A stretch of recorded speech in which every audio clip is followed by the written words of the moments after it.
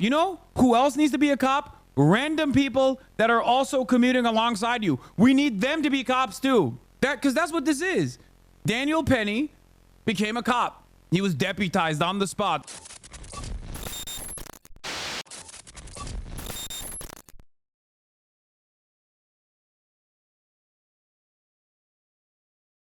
Let's now talk about another murder. A murder that happened in broad daylight in a New York City subway station. Daniel Penny choked and killed a homeless victim that was experiencing a mental health episode in front of a bunch of other people.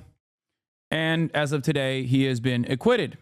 The death of Jordan Neely on a New York City subway last year was found not guilty of criminally negligent homicide by a Manhattan jury on Monday. This comes after a judge dismissed a second, more serious second-degree manslaughter charge last week after the jury could not come to a verdict on the count they were hung. Gloria Pazmino, tell us the latest. Well, we are getting a live reaction right from inside that courtroom. My colleague Lauren Del Valle has been sitting there as the verdict was read. A not guilty, visible smiles from Daniel Penny, who has just been acquitted on that second charge, the criminally negligent homicide. At the same time, the father of Jordan Neely, the victim in this case, escorted out of the room after he had an outburst with an expletive inside that courtroom as the verdict was being read. Court officers stepping in to escort Mr. Zachary Carter out of the room. Why are they showing this, Andrew man? Zachary, as his name, I should say. We are also hearing audible reaction directly in the park behind me. Protesters have been here all morning, and they are now starting to chant loudly in response to this verdict. Today, CNN is so gross. Like, it's just, dude, in the lightest terms, it's just like a straightforward lynching. And CNN is like, remember that lynching that took place? The person who did it, he can now walk free and do it again if he wants to. Just a somber reminder of how things actually work. I wonder if the right-wingers who were chirping about the Luigi guy who shot and killed the CEO, if they have a similar attitude towards protecting life and the sanctity of life with respect to Daniel Penny, who, choked and killed a homeless person. Of course they don't. Because if you're powerless and you get killed, are you asking them not to report on the facts of the situation, though? Really? Is that what you think I'm doing? You think replaying a lynching is actually important enough in this process? You think it takes away? You think me saying, like, why are you even showing this footage again is actually, that's your takeaway from that? It's the same principle behind, like, the execution of George Floyd as well. The media consistently kept playing it over and over and over again. I think it's ridiculous. I'm not saying that they shouldn't report on the facts of the matter, but they don't have to be so graphic with the imagery. Oh, so they're gonna say that the blue city of New York City let him free means it's even more clear he did nothing wrong?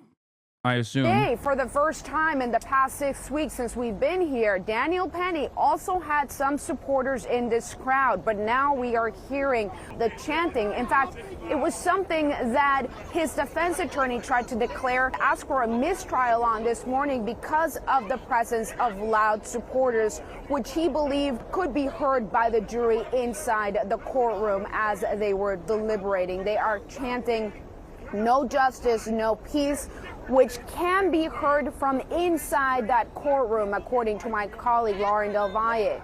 So for now, 6 weeks after the fact, Daniel Penny acquitted on the second charge, criminally negligent homicide. Days after this jury initially told this judge that they were hung on the top charge, the manslaughter and the second-degree charge, the most serious of the two. The DA moved to dismiss that charge after the jury said they couldn't come to an agreement, and after the judge agreed to dismiss the charge. CNN didn't show the security footage of the CEO getting shot. They stopped the footage before the first shot was fired. Yeah, I mean, but that's a CEO. That's an important person. That's like an actual human, and not just like any human. That is one of the most important humans. Charge. He instructed the jury to go back into the deliberation room this morning and continue to deliberate, and now Just about an hour and a half after they started deliberating for the day, we are hearing back that verdict. Daniel Penny not guilty of the criminally negligent homicide charge nearly a year after he placed Jordan Neely, a homeless street artist, in a fatal chokehold in a New York City subway. Yeah, I mean, I have to say it's worth just reemphasizing. Law tip: New York's Defense of Others statute gives a person the authority to use physical force, and even in some other cases, deadly physical force, to protect themselves and also to protect others from physical assault.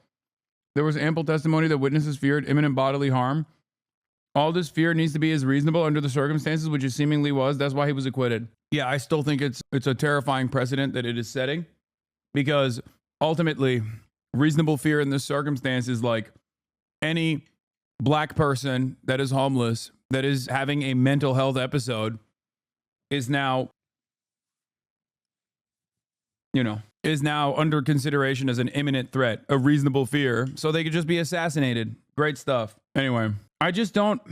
How did he not pose a threat? Brother, you being afraid of a dude who is like going through it and then watching someone choke them and kill them is on entirely different planets, okay? Entirely different planes of existence. Like, the conversation here isn't literally, oh no, let him like threaten someone or let him terrify someone, okay? That's not the point I'm making at all. A lot of people will look at that and go, well, Hasan, seems like you just, want people to smoke crack on the subway. I'm not one of those leftists, okay? I'm not saying like, oh, it's just a little bit of crack. Who gives a shit? Like, I understand why there is a frustration there, okay? By the way, I'm not saying that that's what Jordan Neely was doing. I'm simply stating that there is like a very common trope online of people who are like, oh, it's just a little bit of crack. Let somebody do crack. So if the shooter put the CEOs in chokeholds, he would get away with it? No, because while the CEO in that circumstance has a lot more kills under his belt, the reality of the matter is society does not view the CEO as someone engaging in an act of killing at all, because the murder in that circumstance is socialized, social murder. Whereas a scary homeless person exhibiting a mental health episode, that is way scarier than a guy who has serialized and systematized the process of murder by way of seeking out profit, more and more, better profit margins year over year, by simply killing people, by denying their coverage, by relegating them to medical bankruptcy, a life of medical debt. That's just the way we interpret it. That's it. Anyway, yeah, the drug addict is not seen as a not human, and therefore it is not murder, it's purification and cleansing. Yeah, that is the unfortunate reality of the way that we interpret homeless people in this country. Homeless people automatically considered drug addicts. Whether they are or not doesn't matter. They're automatically seen as criminals. Whether they are or not doesn't matter. That's just the way that we interpret homeless people, as an aberration that must be excised violently. And in this circumstance, Daniel Penny did just that, and he was not punished for that. This means that our legal system will show, even in a place as blue as New York City, that yeah, if you kill a homeless person that is like very clearly exhibiting mental health crisis, there is no mechanism of apprehension there that is more meaningful, trying to engage in de-escalation or trying to even examine why this person got to this point that they're in. Jordan Neely specifically got to this point that they're in. No, it's the attitude that we have is basically, no, you just gotta kill him. You gotta remove him. You gotta cleanse this area. I think it's ridiculous that, this can be seen as like a reasonable level of force and a reasonable level of restraint that was demonstrated, and not just like Daniel Penny doesn't have to be this like white supremacist that was trying to get a confirmed kill, a legal kill by killing a black person. Okay. He could have still in that very moment thought, oh, this guy is a threat to other people. I want to stop him from being a threat to other people. Okay. But what he did in that process led to the death of Jordan Neely. So obviously there has to be, if society has laws and order and a criminal justice system, like you reward certain behavior, you consider certain behavior to be permissible, and you punish certain behavior. And in this circumstance, in my opinion, this was behavior that was worthy of some semblance of punishment. so that people don't think that they can take matters in their own hands in a similar fashion. Okay? Emphasizing the fact that this was a hung jury on the most serious charge, the second-degree manslaughter, and that was dismissed last week. And the jury of 12, coming out today and acquitting him of the lesser charge of criminally negligent homicide. Have we heard from Daniel Penny's team? Well, one thing I can tell you is that, you mentioned the jury. This is a jury made up of Manhattanites. I sat here watching jury selection before the trial was getting started, and I watched just how carefully every juror was being questioned and picked out. These are people who live here in Manhattan. They ride the subway nearly every day. Many of them talked about the fact that they had witnessed outbursts on the subway. Some said that they at times felt threatened by those outbursts, but others said that they weren't. They were also asked about their experiences with mental illness and homelessness. And what I think all of that encapsulates and really just paints a picture about the state of New York City and many of the... Before people yell at me, I need you to understand something. I have a consistent principle on this, as do I on the healthcare CEO shooting. I don't believe that the solution to societal problems is by just popping healthcare CEOs. Okay? I believe that that is an important anger and resentment that people feel that must be acknowledged in this circumstance. And the same goes for this execution as well. What Daniel Penny did was seen as appropriate by many people. Okay? That is terrifying. That is an important indicator. It is a terrifying indicator that people have given up on any semblance of structural solutions to this issue. At least with the health insurance CEO, we know that there is no legislative outlook that even resembles a path towards change. Like, there is neither party that actually presents any sort of change whatsoever. With this circumstance, people's solutions are not to re-examine the very same structural hurdles that place them significantly closer to being Jordan Neely than an Elon Musk. Because after all, every single person in this chat, myself included, regardless of my financial success, are far closer to being homeless than we are to being Elon Musk. Like, ironically enough, one bad medical situation, and you will find yourself on the streets. Okay? And the reality of the matter is, although that is the truth, many people do not see it that way. And they simply look at homeless people and go, oh, gross. Like, I already have all these societal pressures that I have to deal with. And now there's a weird person that smells bad that is like around me and being a nuisance and maybe even behaving in a way that is scary. So how will that person be dealt with? Let us not look at the ways in which Jordan Neely's personal journey led him to be permanently in the crosshairs of the criminal justice system, in and out of jail over and over again, no future prospects whatsoever, and people still apply blanket statements like this. Look, is that the criminal with a record of 40 plus crimes? Do you know what those crimes were, brother? There's like, they pad the stats, right? Especially if you're poor. The point I'm trying to make is that you are closer to being him than you are to even, being the CEO of United Healthcare. Okay? His crime primarily is being poor. His crime is primarily being homeless. His crime is primarily being a victim of circumstance. His crimes are sleeping where he's not supposed to, fare evasion, like that, loitering. Okay? That's what's so frustrating. And you go, oh, well, he was threatening women and children with death. He was a mentally ill homeless person, dude. He was very obviously exhibiting a mental health episode. I'm not even saying that I don't even know the full details of or the veracity of the statement. But even if that is the case, you have to understand that, like, you can try to apprehend a person like this. You can try to talk down a person like this. Obviously, it shouldn't even get to that point. That person should not be, running around at the subway station, like, obviously going through this mental health episode. Okay? The issue is, there's two ways to fix this problem. You either randomly task people with the goal of going out and just executing people like Jordan Neely in the crowded subway carts. Okay? You either do that and you basically democratize this process and everyone takes matters in their own hands, Or you recognize that these people are victims of circumstance and try to solve it, and try to also ensure that there aren't more new homeless people being created every single day because they get priced out of the housing market. Okay? If you live in a big city, and I do, you have been in a situation now where you have been fearful of your safety in the presence of a homeless person. And no, that doesn't mean you saw a homeless guy and got scared. That means like a homeless person has threatened you, okay? It happens literally every day. It has happened to me on numerous occasions. Now, of course, I'm a big dude. I'm a guy. I'm 6'4". I'm jacked.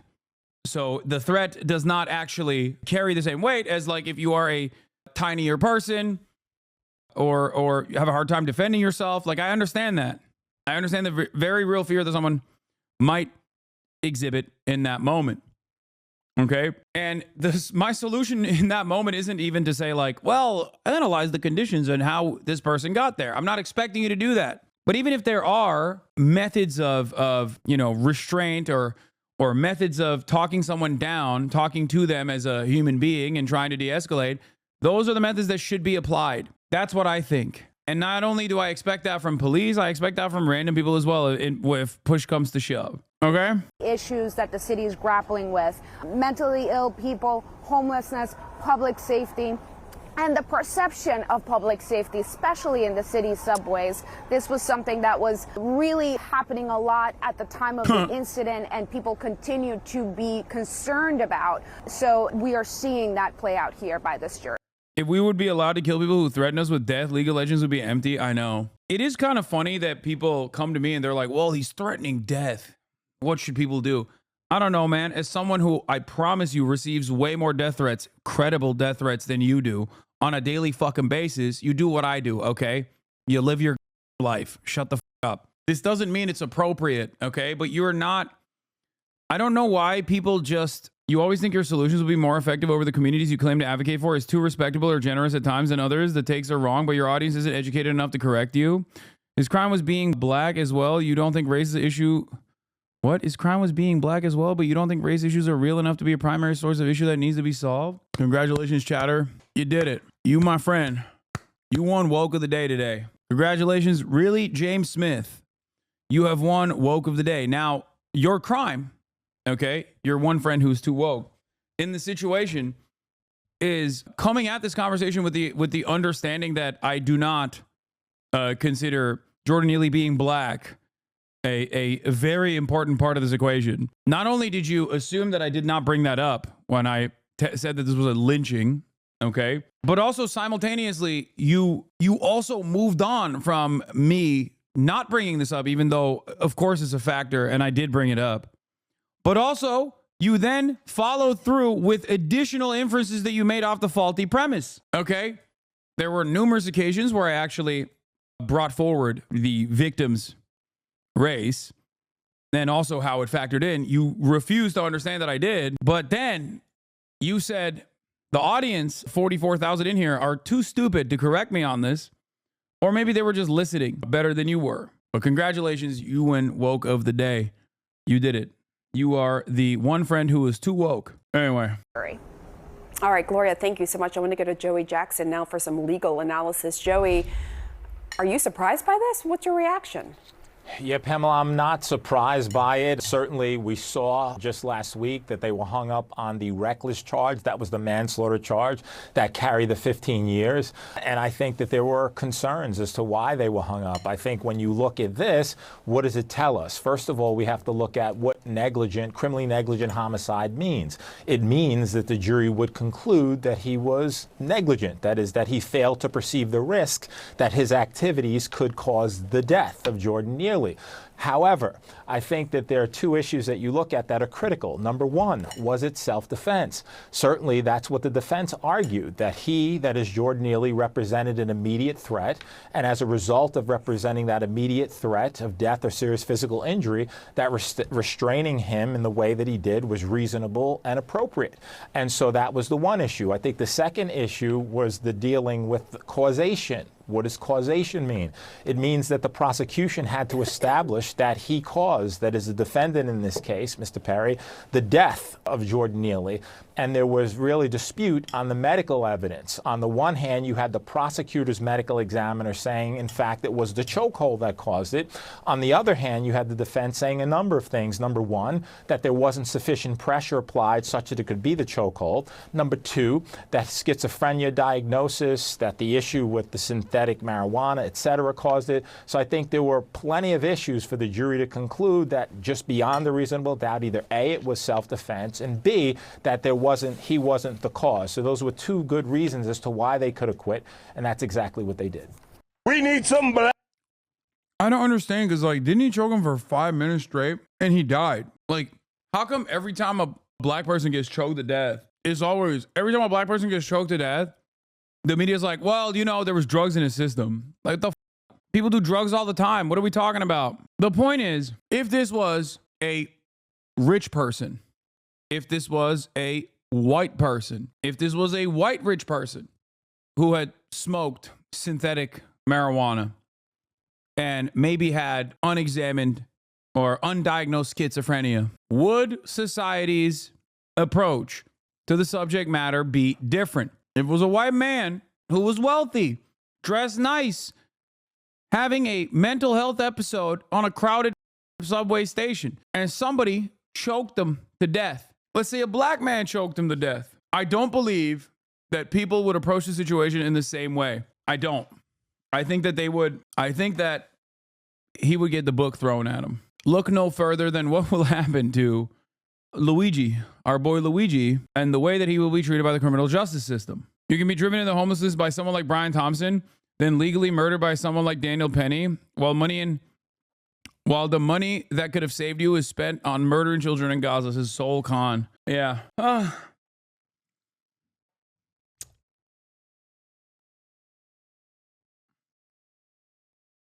The Waffle House shooter was literally a wealthy white, vape pot smoking, undiagnosed schizophrenic. I knew him as a teenager. He lived to see a trial. Yeah. My point is, I think personally that the standard for killing a human being, for taking another human being's life, should be unimaginably high. Unimaginably high for someone who is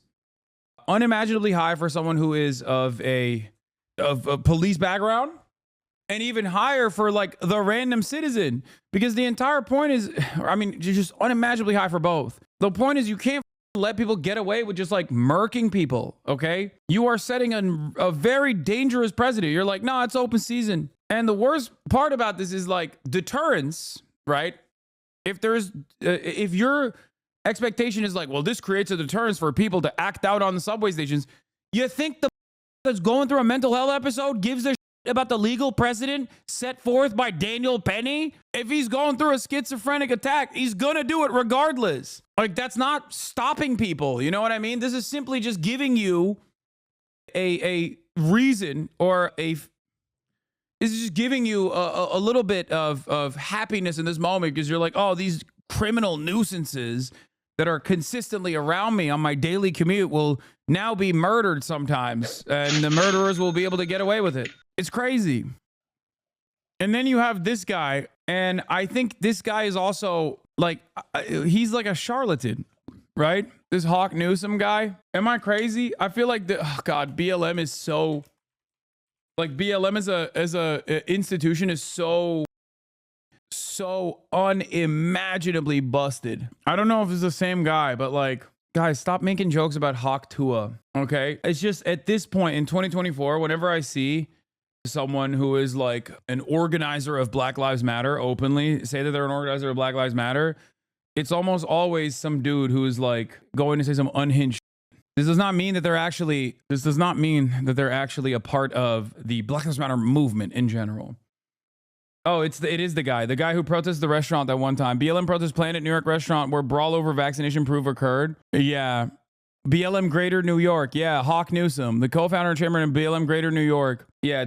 I think these guys are, I don't think these guys are valid. Okay. Just letting you know before we start this process, before we go down this route and listen to what he has to say. black vigilantes. That's right.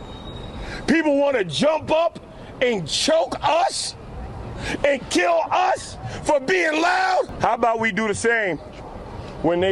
Yeah.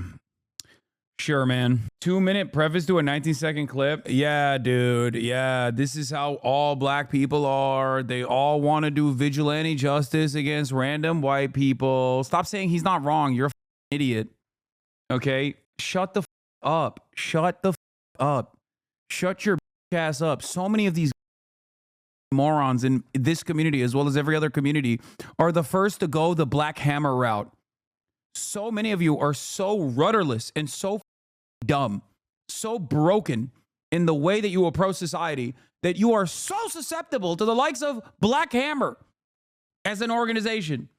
Okay, your white privilege is showing. Shut the up. White privilege is showing. Yeah, no, go join this very clear Fed operation. God, I hate some of you so bad. You're so quick. You're so quick to just like grab onto the bait. So susceptible. Ban this one.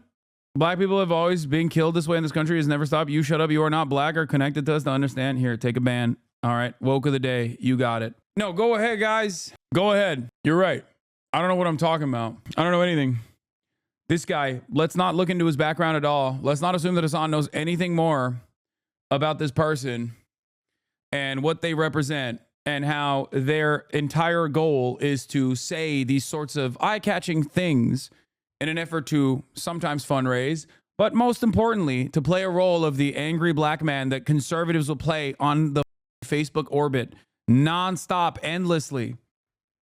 Okay? You're right. You're right, man. What do I know? I don't know anything. I don't know. You're right. I'm just, my woke privileges speaking, sweetie. They attempt to oppress us. Right. I'm tired. We're devastated. Folks like this would fall for Dr. Umar if they didn't know better. No, Dr. Umar wouldn't. No, Dr. Umar is a... How Hawk Newsom went from failed politician to rogue BLM boss. Hawk Newsom, the activist who threatened bloodshed after a sit-down with Mayor-elect Eric Adams earlier this week, is a rogue militant and failed politician who likes to wear a bulletproof vest and chew on a fast cigar as he strolls through his Bronx neighborhood. Newsom's incendiary statements and criticism of the national Black Lives Matter movement have earned him international headlines, but also made him a pariah among leaders of the civil rights cause. And the IRS yanked his group's charitable status for failing to file financial reports, the Post has learned. Oh, wow. That's crazy. On Wednesday, when Adams, a former New York PD captain, Eric Adams, vowed to bring back the force's controversial anti-crime unit, which was disbanded after widespread anti-police protests last year, Newsom, 44, threatened total anarchy. There will be riots, he said, outside the Borough Hall in Brooklyn after their closed-door discussions. There will be fire and there will be bloodshed. Now, did that happen? No, of course it didn't happen. Why did he say this? Not because he's a organizer, but because he has a failed charity that he's using to make it, to enrich himself. And his entire purpose is a singular one, okay? His entire goal is to go out and say these insightful things, okay? With the hopes that he gets coverage from these right-wing dish rags like the New York Post that will then present black people that are community organizers actually tasked with dealing with gun violence in their neighborhoods or police brutality in their neighborhoods as the same as him.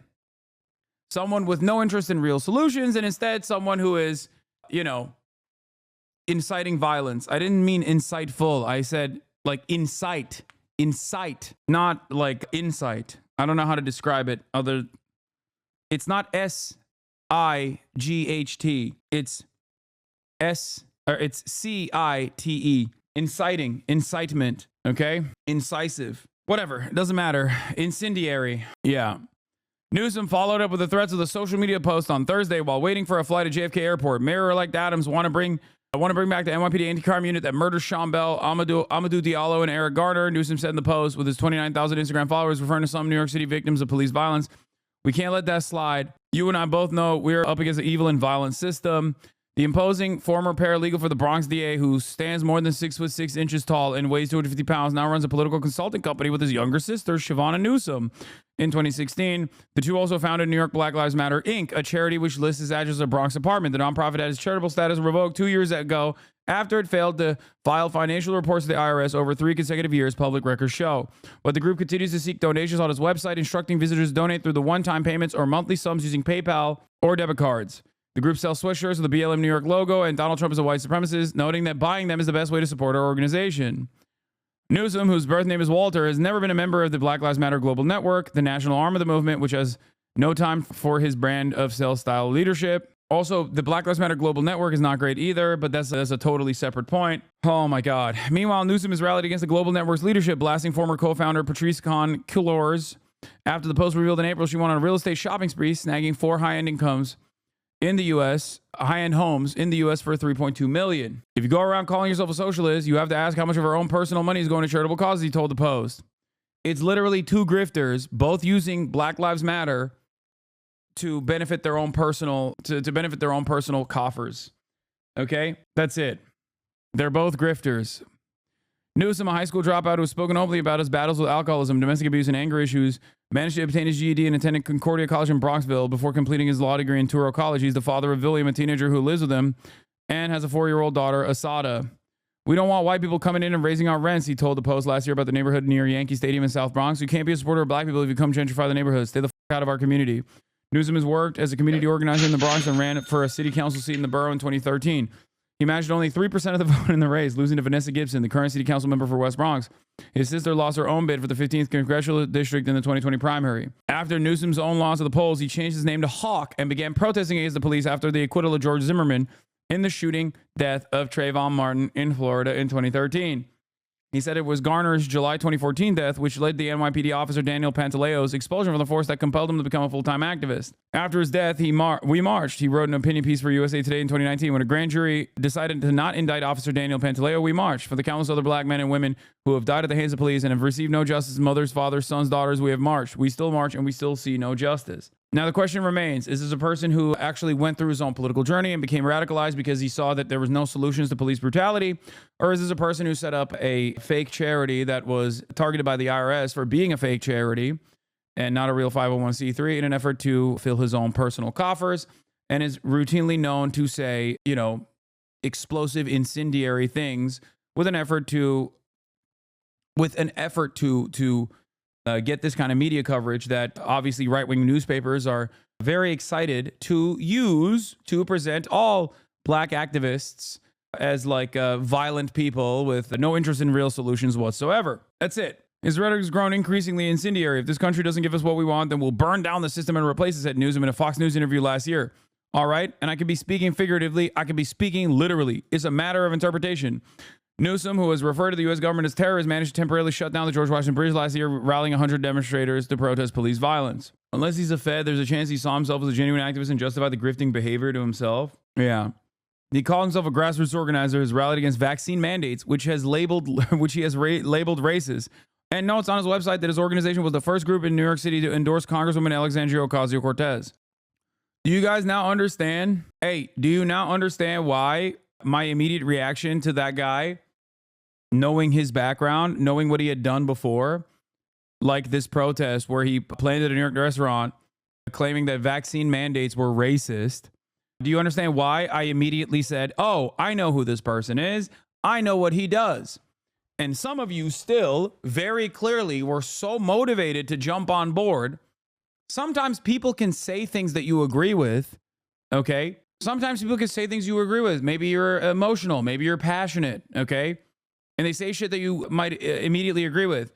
Just because someone is saying those things should not immediately cause you to go, no, this guy is woke and you're actually stupid and maybe secretly a white supremacist for not agreeing with his message, okay? There's a difference. There are plenty of people who say radical things or represent a radical, dare I say, revolutionary politics that I actually appreciate, okay, and defend regularly. Then there are people who engage in reactionary and, dare I say, ridiculous statements, okay? That's why he is so, he's so quick to say this stuff in front of Fox News and mainstream media. Upset, angry, hurt.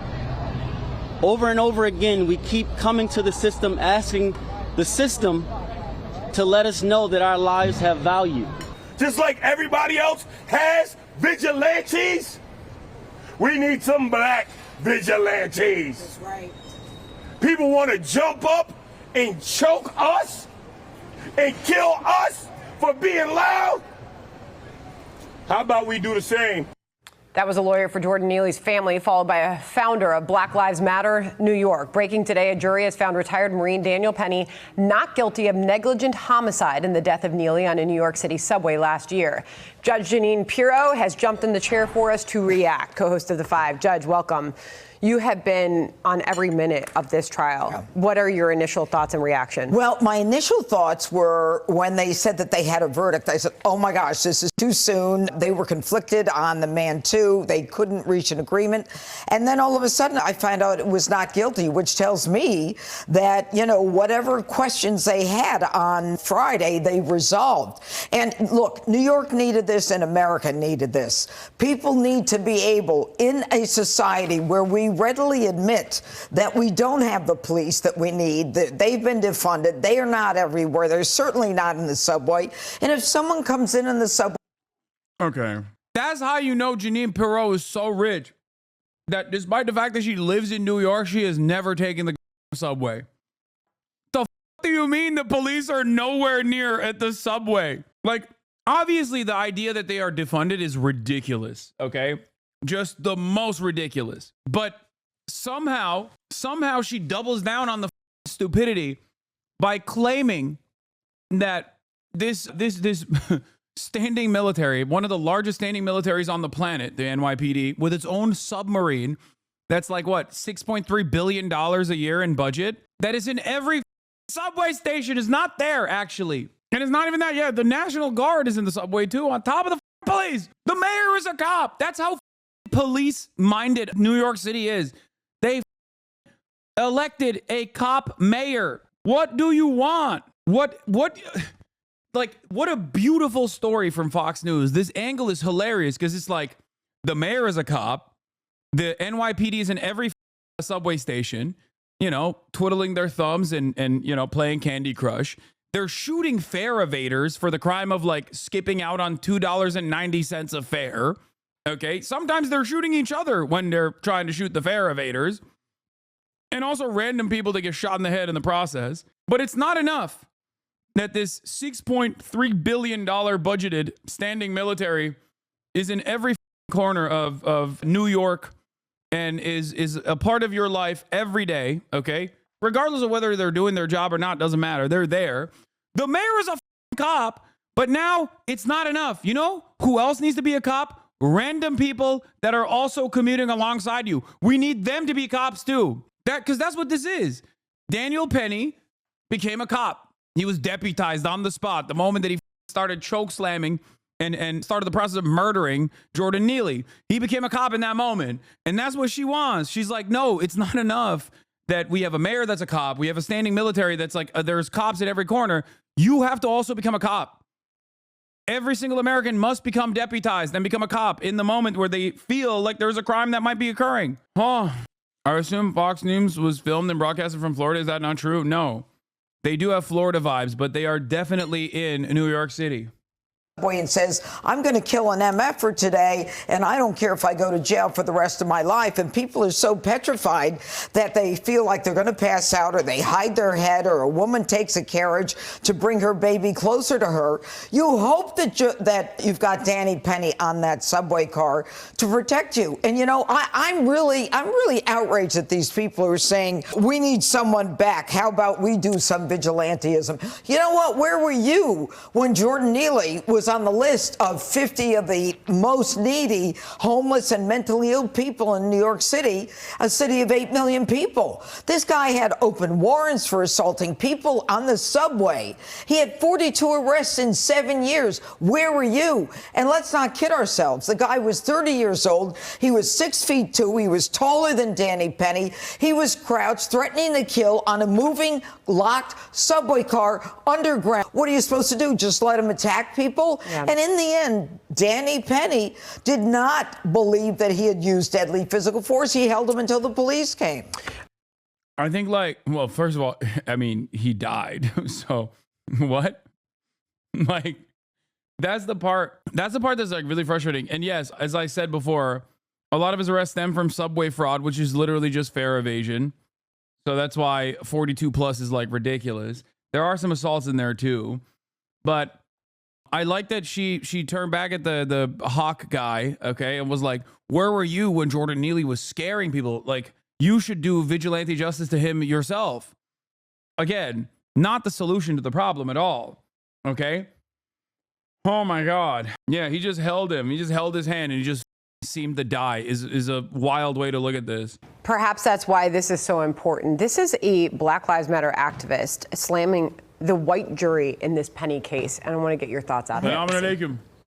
Forgive me for being jaded and cynical, but once we saw those 9 white jurors, we knew that this case was over. Luckily for Daniel Penny, his skin was not like Jordan's. These wonderful white people, I hope they celebrate their Christmas while the Neely family is praying and asking God for comfort. You know, I'll tell you, right off the bat, what she said 9, I mean, there were black, there were Hispanics on the jury. But maybe the better question is, why did Danny Penny make a decision to protect the African Americans on that subway car, the Hispanics on the subway car? Why did they jump in to hold Jordan Neely down? Because they felt that he was a danger. She's got it backwards. It's about time that instead of denigrating a good Samaritan, we thank God and hope that there's a Danny Penny on a subway car when we're on it confronted with deadly physical force, imminent deadly physical force. Yeah, I mean, at this. I think what's crazy is the assumption that that Jordan Neely was presenting imminent deadly physical force and not Daniel Penny, who literally did do the deadly physical force. Like, what is happening? Thank goodness the killer of a poor schizophrenic black man is free and the killer of a wealthy white death merchant is in custody. Yeah, it's interesting who gets to be a hero is right. David is right. We are so cooked. Yeah. Back in the day, good Samaritans used to help old ladies cross the street. Now, good Samaritans are the ones who are doing extrajudicial executions of mentally ill black homeless people. Good stuff. Good stuff overall. Wonderful stuff. And in this particular case, implications for how this will be handled in the future, especially in a very dangerous, crime-ridden New York City where people. One of the most annoying aspects of any kind of commentary that I engage in is when people immediately misunderstand my position, especially on this issue, where people will come to me and say, Hasan, you don't think black people can do any wrong. Oh, you think that black people should be able to get, a free slate to do crimes or whatever, which is immediately racist. Racist is, okay? You're just a ridiculous person. I want solutions. I want real solutions, long-lasting solutions. I don't want the solution to be deputizing random people that are going to murk poor people for the crime of having a psychotic break, a psychotic episode. Many of you do not think that you or a loved one would ever find themselves in that position, which is why you're so comfortable with this attitude where you're like, none of my loved ones were ever going to have a mental health episode. I promise you, if Daniel Penny chokeslammed and killed your immediate relative that might be exhibiting like a mental health problem, okay, you would not have this attitude. It's ridiculous. Only a racist would put those words in your mouth. Yes, it is racist people. It is LSF commenters. They literally say this. I remember them saying this when I was talking about the Kai Cenat stuff with the PlayStation 5. They literally so many people's open commentary in this process was, Hasan just will never criticize a black person, okay? Like that isn't real political commentary. You're just a white supremacist. You know what I mean? Anyway, I don't care that like self-defense law and defense of others law is pretty cool crud, even if the person you're afraid of doesn't actually intend to harm you. All that matters is you're in fear, and that fear could be considered reasonable under circumstances. See Trayvon Martin. It's really, really and has massive racial undertones because obviously, as a lot of white people have that implicit racial bias. Exactly. Not just white people. Everybody has that implicit racial bias. Black people even have it. Black people have internalized white supremacist bias as well. It is a white supremacist society after all. So that is a very clear-cut outcome that in that circumstance, black people are disproportionately going to be punished by this. Or at least like the people that killed them are going to disproportionately get away with the crime.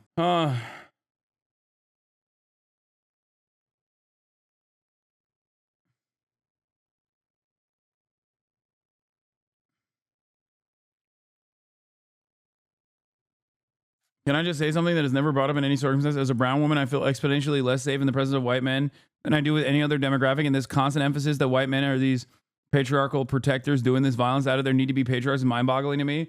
Yeah, except in a circumstance where you, as a brown woman, engage in an act of self-defense against a white man, okay, you would not have this same exact process. You would go to jail 100%. And all the same people that are like demanding Daniel Penny be free and hailing him as a champion would literally say, if you don't go to jail, that's evidence further.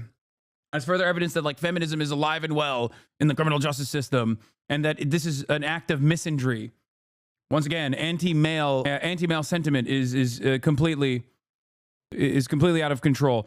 Black victims of people who plead self-defense are less likely to see justice. Yes. Not guilty by jury. You are not the jury. Just move on. You're right.